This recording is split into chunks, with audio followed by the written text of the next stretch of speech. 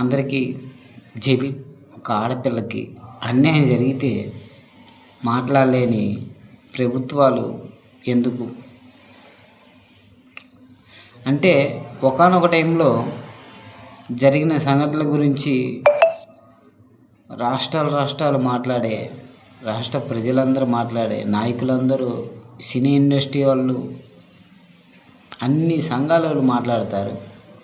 కానీ కొన్ని విషయాలపైన మాట్లాడిన వాళ్ళనే అరెస్ట్ చేసి జైల్లో పెడతారు. ఎందుకని ఇలా? మనం గమనించాల్సింది ఏంటంటే, ఒక ఆడపిల్లకి అన్యాయం జరిగింది. ఈరోజు ఒక అంశాన్ని ఎంచుకుందాం. సంజయ్ కుమారుడు బండి భగీరథుడిపై పోక్సో కేసు నమోదైంది. నమోదైన 24 గంటల్లోపు నిందితుని అరెస్ట్ చేయాలి.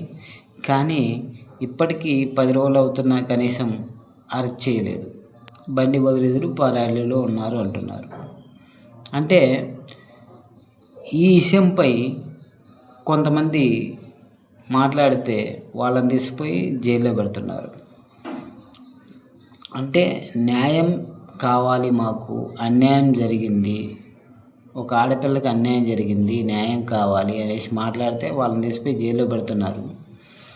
కానీ గతంలో ఒక అంశాన్ని తీసుకుందాం. గతంలో ఫర్ ఎగ్జాంపుల్ ప్రియాంక రెడ్డి విషయమే తీసుకుందాం.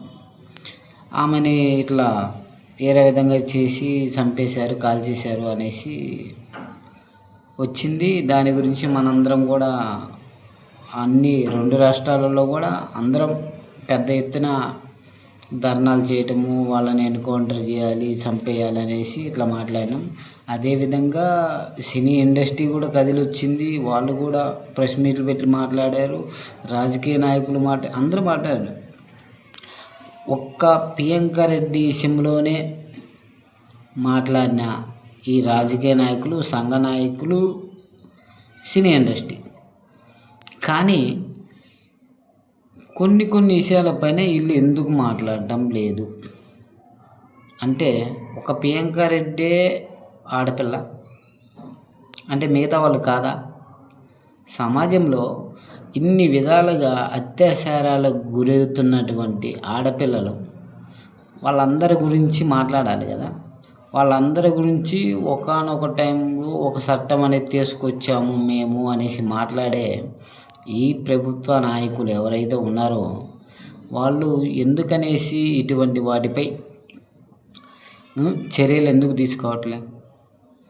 ఒక నిందితుడిని అరెస్ట్ చేయాల్సింది పోయి ప్రశ్నించే వాళ్ళని అరెస్ట్ చేయటం ఎంతవరకు కరెక్టు? అంటే ప్రజలు అందరూ ఒకటే గమనించాలి. ఈ ప్రభుత్వ పాలకులు ఎవరైతే ఉన్నారో వాళ్ళకు సంబంధించి ఎటువంటి ఇష్యూ జరిగినా దానిని ఒక ట్రాప్, ఇప్పుడు చెప్తున్నారు కదా హనీ ట్రాప్, అట్లాంటి అంటే పక్కదారి పెట్టించే ప్రయత్నాలు చేస్తారు.